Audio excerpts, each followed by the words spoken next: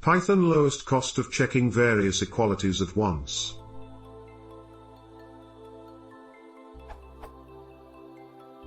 I start with a list full of false elements.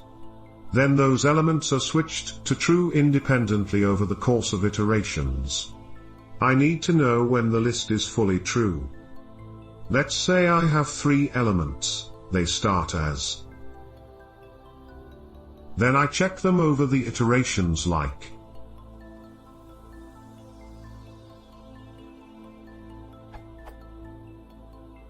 The list of elements is fixed and should not grow, or shrink. You can think of these elements as switches. The input determines how many there are and they start all switched off. The only thing that can happen over time is that individual switches are turned on, true, by events happening in the iteration. How does Python do the checking and what is the cost? What is the best way in terms of cost to check that? Is there a way with bit operations or anything that checks all the elements at once?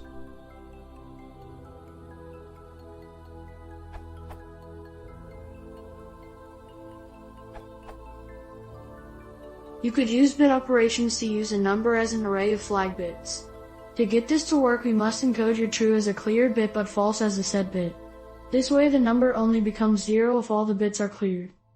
This works nicely because the number of flags is fixed. By starting out with an array of set bits, you only have to clear them until the number becomes 0.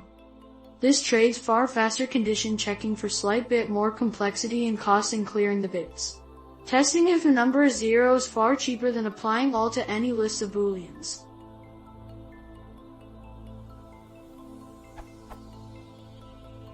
The comments on the question suggested keeping a count in the list. When one of the values becomes true, the count either goes up to a final value of the length of the list or goes down from the length of the list to 0. That would work, but it is redundant as the same fact is encoded twice, once as the count and once as the number of trues. This combines the count and the list. It contains no redundancy. Start out with 5 set bits. Then clear them. This clears the 4th bit.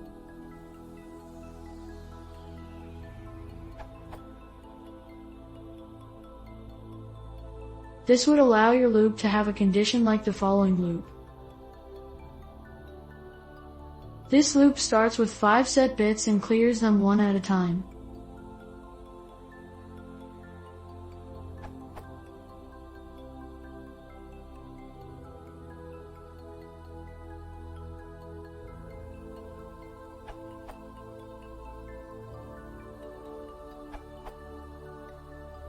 Use all. Notice that if the iterable is empty, it will return true as well.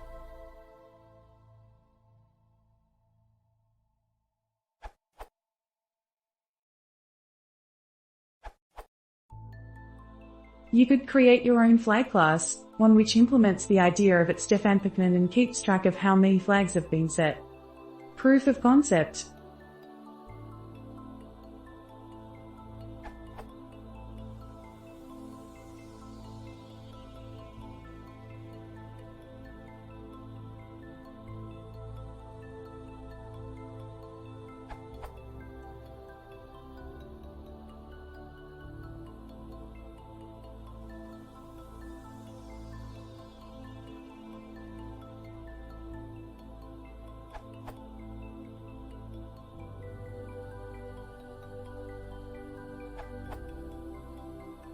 Tested like.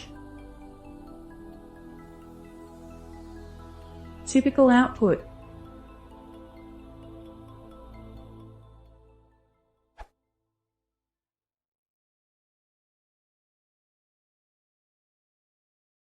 If you want to see more, please consider subscribing.